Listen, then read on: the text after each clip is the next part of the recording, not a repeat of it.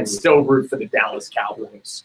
Do those fans upset you more than anything? Is that your biggest beef with the star? Yeah, well, biggest beef with the star. I got plenty of beef. But getting back to your point, there is a special place reserved in hell for front runner people that lack the self-confidence in this world to not be a Cowboys, Yankees, Lakers fans. And you see too many. You see them on Twitter. I mean, they're all around. They root for all the successful teams. That is an individual whose father did not hug them enough. That is an individual that can't talk to women. That is an individual, and I swear to God, this is the God's honest truth. I know a guy in Whitehall, Pennsylvania, who was a Cowboys fan for no other reason than that when he was a kid, the brothers down the street used to beat him up, and they were Eagles fans. So that's why he's a Cowboys fan. That's the type of person who allows themselves to be a filthy, stinking, cockroach Cowboys fan, and it makes me sick. There's something mentally wrong with them. You're on Twitter, #Cowboys, #Notre Dame, right? Oh, yeah. But it's amazing. Like, you can't just be a Cowboys fan. You got to be a Yankees fan. You got to be a Lakers fan. You got to be. You got to have LeBron in your friggin' profile or something like that. The good news about Dallas, though, is they really haven't won a ton of playoff games. I mean, even Mark Sanchez has double the wins of Tony Romo in his incredible career. Isn't it funny when Tony Romo retires? He is just like this immortal character now. Like where people are talking about how unbelievable of a player Tony Romo was, and I think Romo's good. But do you think Romo is as great as everybody perceives him to be? No, he's new Danny White. Roger Staubach was a legend, right? Yes. And then Danny White came along. Troy Aikman was a legend, and then Tony Romo came along. He's new Danny White. That's all he is. Good regular season player. I mean, to tell you the truth, their defense didn't do him any favors. But, Schenkel, what do you think about Romo? I think that was a good what you were saying about the Staubach to Danny White to – that completely makes a lot of sense. But I think about Romo, a quarterback who, obviously couldn't get it done in the big game, especially in 2007, where he bobbled the snap against Seattle in that NFC wildcard game. Yes. I had opportunities. Number one seed in 2008, couldn't get it done against the Giants. There was times, obviously, where he was clutch during the regular season. He brought his team back to win. But he just couldn't stay healthy. He had a lot of back issues, a lot of different issues all over his body. And it's one of those things where the body, brought it up to him, and age, caught up to him, and he just couldn't get it done. Yeah, I thought he was good his last playoff appearance. That was the only time I ever really saw something from him during the postseason. Played really well against the Lions. He had the late touchdown, correct? He did. Where they got away with a holding, favorable call. But and he was good against Green Bay until Dez dropped it. So he was decently good. I mean, he didn't take over the game when he played with Dallas. Though it was our defense is so awful that we have to hold the ball the entire clock, and Green Bay was just able to beat them. And I mean, Minnesota and Green Bay really beat Tony Romo, and now with Jay Cutler coming out of retirement, I think the Denver Broncos are a possible destination spot for Romo. I really do.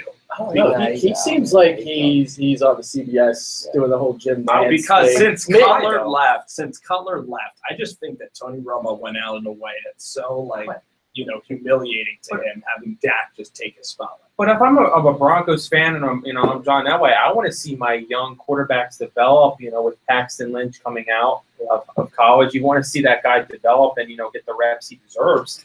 And I don't want to see a guy who's injury-ridden Tony Romo coming in. And, Trevor Siemian. Don't get me started with Trevor Siemian. Paxton Lynch and Trevor Siemian, and they're not getting it done.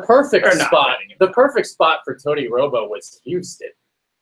That defense was already established. You had DeAndre Hopkins left to the back shoulder ball. Tony Romo throws that tremendously. That was the destination. The fact that he didn't really want to go there, I think he's fine with being the broadcasting. The best destination for Tony Romo is sitting in that chair. I mean, as much as I would love to, no, this is serious. As much as I would love to goof on him, as much as I hate him, like he has had some serious injury concerns. So if you're Tony Romo's wife, eventually you got to go to that dude and be like, listen, you're going to break at some point. Something bad's going to happen. Mm. You've had punctured lungs from ribs being broken. You've had back issues. You've had knee issues. You've had shoulder issues. Eventually, you got to know when, like, enough's enough, man. Took the words right out of my mouth. Yeah. So as much as I would love to goof on him, he's better off in that seat for him and his family. Sure, you can keep the goof into Ezekiel Elliott and play that out. But you look at Tony Romo, I mean, I do kind of respect Romo and his, even though on this show we don't like the Dallas Cowboys, I mean, his ability to take shots in the pocket. Wasn't a tremendous deep ball thrower, but I think Tony Romo he's just too competitive, I think, to sit out. So if Denver comes a call, and Denver has such a great defense, so I could see it happen. Yeah. Well, what I wanted to talk about, guys, was I wanted to talk more about, to EROCK, about NFC East fans that you think are just the most, maybe not vulgar, but just maybe the most annoying fan base. A team that maybe always overrates themselves, always is on message boards all the time. What fan base really hurts? I mean, it's the Cowboys. Look, I frequent MetLife Stadium. Like actually where I live now in New Jersey, it takes me less time to travel to MetLife than it does to Financial Field. So anytime the Giants, Eagles are playing at Giants, it's almost like, hey, we're taking the shortcut today, and I get to go up to MetLife. Sure. The Giants fans have been nothing but nice. I mean, honestly, I have this own little fan behavior etiquette thing from being at Lincoln Financial Field, seeing too many visiting fans come in and act like, they shouldn't and act like they're asking for it. You know how to act in somebody else's house. But the Giants fans have been nice to me. Redskins fans are just, God bless them, they're hanging on. They're taking a lot of punishment. It says Dallas Cowboys fans that are just brainwashed into thinking that they're, what the funny part is, to go back around to Dallas Cowboys fans and call them cockroaches, all those other things. Yeah.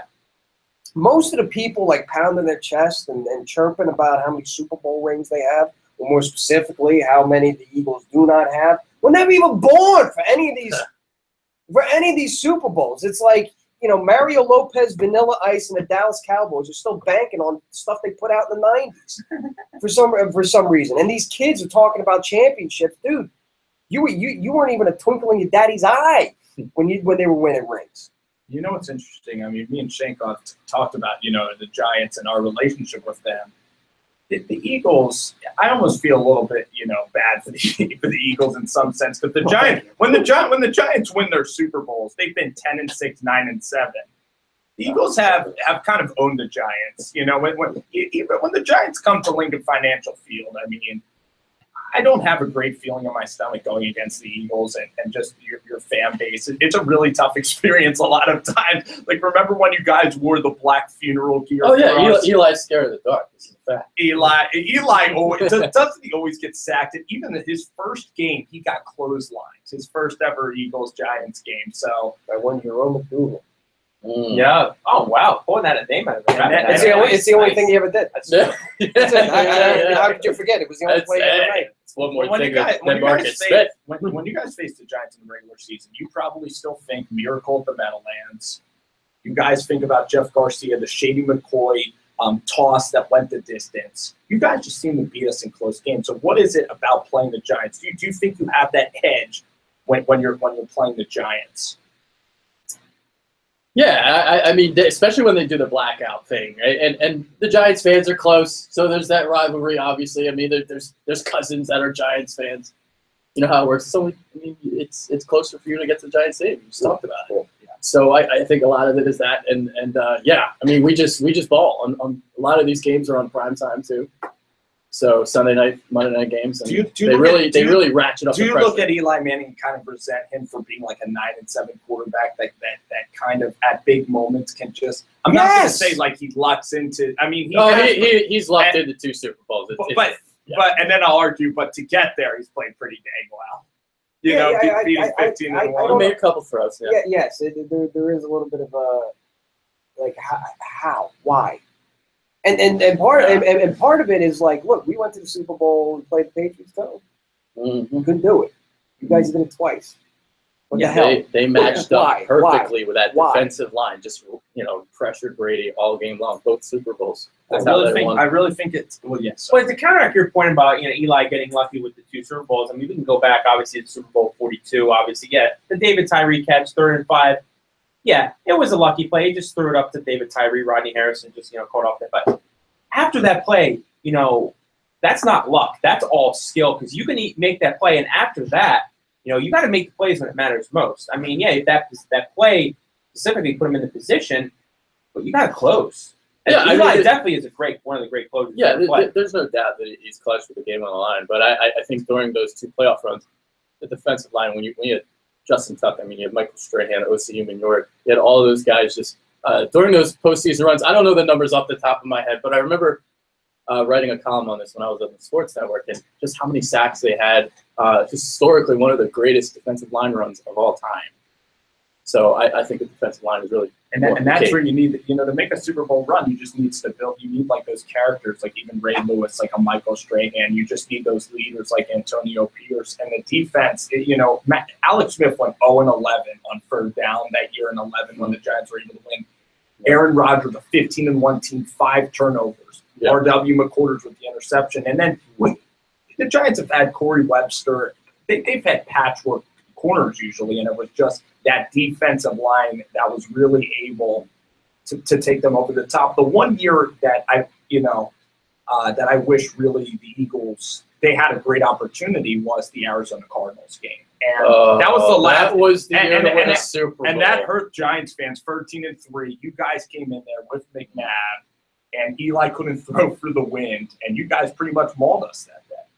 And great comeback in the Arizona game, but I still think that year was a pretty special year, beating Minnesota and then beating the Giants. That was their Giants year. That was the year where they were 5-5, 5-6, or whatever it was. You had that Bengals in the tie where McNabb didn't know there were ties, and then the next week they got trounced by Baltimore. So and then they went. Kevin Cobb came in? No. That was at the bitter end of Andy, I think. Yeah, so 08. Yeah, and they beat the Giants, obviously, divisional playoffs, and then a wild card, they beat the Vikings. Because Westbrook had that big run, remember? Yeah. And then the Cardinals game. I think it's time, guys. We got 5 minutes left here in Rover Sports. I want to hear some preseason predictions, maybe some big overarching NFL predictions. What are you guys hoping for in this preseason? Who do you want to see step up, and maybe some bold predictions, even with the Eagles or around the league? And I'll first start it off with Adrian. Yeah, I got my eye on the quarterback spot, a guy that I've been, kind of harping on my YouTube channel, C.J. Smith. Really, really curious to see what he can do during the preseason. Maybe, just maybe, somebody emerges and can be a starter on this team at corner. I want to see tomorrow night Russell Douglas play corner. Because I want every reason not to have Patrick Peterson on this team. Patrick Robinson. He said Patrick Peterson. Oh my God, I would love Patrick Peterson.